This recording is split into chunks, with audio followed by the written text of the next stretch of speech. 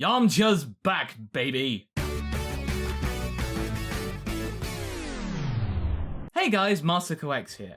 A while back on this channel, I took a look at the surprise and official manga from Shueisha entitled The Case of Being Reincarnated as Yamcha. My first chapter analysis is still available for you to look at if you wish to check it out, link in the description and up top. Needless to say, the fact that Yamcha is not only holding his own in a manga, but also besting everybody in the entire Dragon Ball cast is something to sit up and take note of. But why is that the case, Masako? Why is Yamcha doing stuff? I bet it doesn't feel right to you, does it?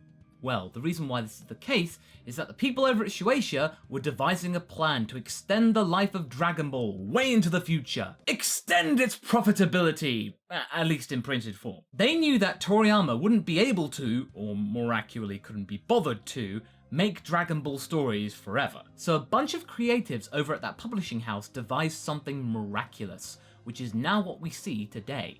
Here is a quote from the Anime News Network article on this matter. Japanese publisher Shueisha announced during a new publications project presentation in Tokyo on Wednesday that it had created a new department called the Dragon Ball Room in June that focuses specifically on Akira Toriyama's Dragon Ball property. Akio Yoku, the editor-in-chief of Shueisha's V-Jump magazine, where Toriyama and Toyotara's Dragon Ball Super manga is currently serialized, is heading the new department. The department is working to provide new ideas for content for Dragon Ball, and to optimize and expand the brand. Iyoko commented that the department is only thinking about Dragon Ball. Dragon Ball creator Toriyama commented on the new department, saying that the new team was one he could put his trust in. He joked, "It's really great that I don't have to do anything now." Yep. Toriyama is making no bones about the fact that he doesn't really have to do that much work anymore. He can let his fans and publishers do it for him. He has reached that level of notoriety and profitability within the manga and anime community that he's getting an entire department dedicated to his very own product. With the case of being reincarnated as Yamcha the first product to come out of said Dragon Ball room. Its first chapter was a huge success with the fandom, and obviously, there was going to be a second chapter. I mean, that's just a no-brainer. Which is exactly what I have for you today. Thanks to the community at large, I present to you Chapter 2 of The Case of Being Reincarnated as Yamcha. You already know it's going to be good when the title for the second chapter is I'll Become the Yamcha That Goes Beyond Yamcha. Nice. And funny. That and the shot of Yamcha copping a feel of Vegeta's forehead, you do you, Yamcha. Making no bones about it right from the start, the young boy from Chapter 1 who became Yamcha did indeed die a painful death just for the sake of a miniskirt. Oh dear, adolescence is a brutal and cruel mistress. We get a short recap of the boy's initial push to train his now Yamcha body to be able to take on the Saiyans and overpower the Cybermen, which originally bested the fan favourite. He's resigned himself to being Yamcha forever, so now he's dead set with making Bulma his wife, and to become stronger. Again, I never thought I'd hear myself say this, but go Yamcha! We go to a flashback of the time when Goku died after fighting Raditz.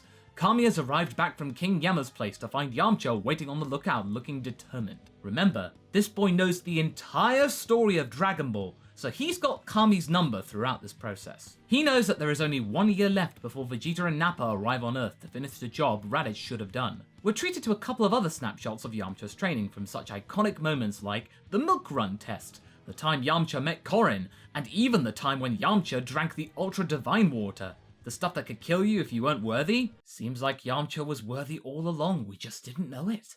The water never lies. Now this is where things get interesting.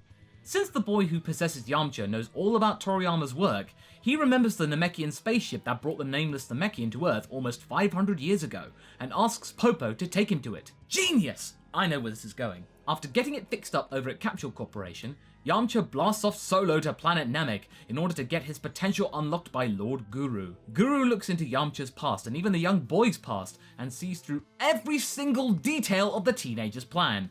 He's not perturbed by this though, and obliges with Yamcha's request. Yamcha's power is now slightly more maximum than it was before. Since unlocking your hidden potential just takes a few seconds, Yamcha's got a lot of time to kill now.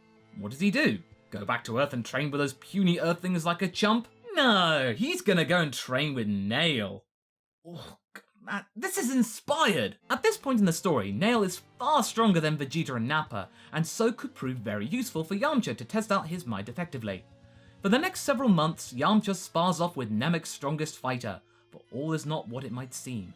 Just a few weeks before he was planning to head home, Bulma blurts out that the Saiyans will be arriving early, like in the original story. Uh-oh. He's only got 24 hours to get back to Earth, and Namek takes about 6 days to get there. I mean, what's he gonna do? He forgot that plot point in the manga. Oh no, his plan is unraveling! So what do we do here? Do we see a mad dash of Yamcha trying to get back in Earth in time to save everybody from the Saiyans? Will he greet his fallen comrades in time, even though he ditched them to go and train with Nail? Heck no, that's far too stressful. Using his bountiful knowledge of manga, Yamcha calls upon Lord Guru to gather the Dragon Balls of Namek to summon Porunga. Despite having 3 wishes at his disposal, Yamcha uses his first wish to warp back to Earth. You had 3 wishes, dude. You could have used the other 2. Maybe one of them to summon Goku back to Earth so he could fight alongside you on time? No? No? Just me? Okay. Yamcha then uses his bountiful speed to rush to the battle scene.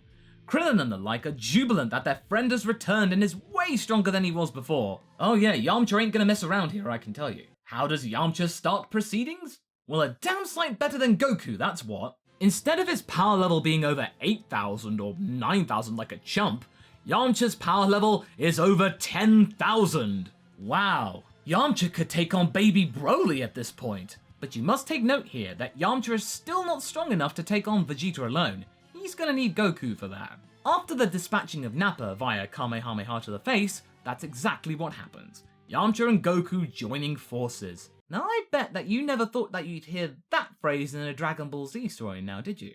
Yamcha and Goku are still on their feet with Vegeta looking pretty haggard at this point. However, he's still upright too, so Yamcha makes the decision to give Goku a big enough distraction to get a Kamehameha charged. During this really impressive fight sequence over 2 pages, Yamcha and Vegeta are evenly matched. However, things get a little hairy when Yamcha gets distracted and blurts out that he won't let Vegeta take Bulma from him, which results in the Earthling getting a monstrous punch to the jaw. But then, a brainwave. Yamcha remembers the humiliating bingo dance from the Battle of Gods movie and the Super manga. He decides at that very moment to use that revelation to his advantage. Yamcha shouts out, "Oh, look! It's the destroyer god Beerus!" Now, of course, this tidbit wasn't around at the time of the original manga's publication of the Saiyan saga. This came out later, the fact that Vegeta knew about the Lord of Destruction Beerus. But since this has been added to the story like a mini retcon, this proves to be effective. Yamcha double kicks Vegeta in the air, which provides a juicy target for Goku to fire off a powerful energy blast with everything he's got. Now I gotta say, this teamwork is just amazing, it's just so effective. It uses both characters to their full potential and they're working together really like a team. It's a big deal because Goku doesn't usually work with another person, he tends to work alone. With Vegeta blasted in the face, both Goku and Yamcha celebrate as Yamcha carries Goku off the battlefield. Suddenly though, they can hear something in the distance. It's Vegeta's Saiyan pod blasting off! Yamcha remembers that he cannot let Vegeta get in the way of taking Bulma from him, but then he is slammed by 2 plot punches to the gut. Pretty big ones too. First, Goku wants Vegeta alive so he can fight with him one-on-one in the future. Then there's the whole Trunks being born / margin Vegeta dealy. Yamcha can't kill him now. His plan is now just lying in tatters. He also realizes that after this point in the story, the Earthlings don't really figure much in Dragon Ball anymore. It's all about the Saiyans and Saiyan descendants. He's gonna have to find a minor miracle if he wants Yamcha to figure in the story after this point. As Goku and Yamcha head home, Kami has been watching the entire fight from up above since Piccolo is still alive. You know, because he barely had to do anything in that entire fight. In fact, nobody died other than Nappa and a bunch of Cybermen. Kami is still trying to figure out how Yamcha got so strong and seems so capable. He seems to have an idea though. But wait, there is another reincarnated being lurking within the cast. Who else has had the same fate befall them? And is this the first time that the young boy has been reincarnated? We don't know.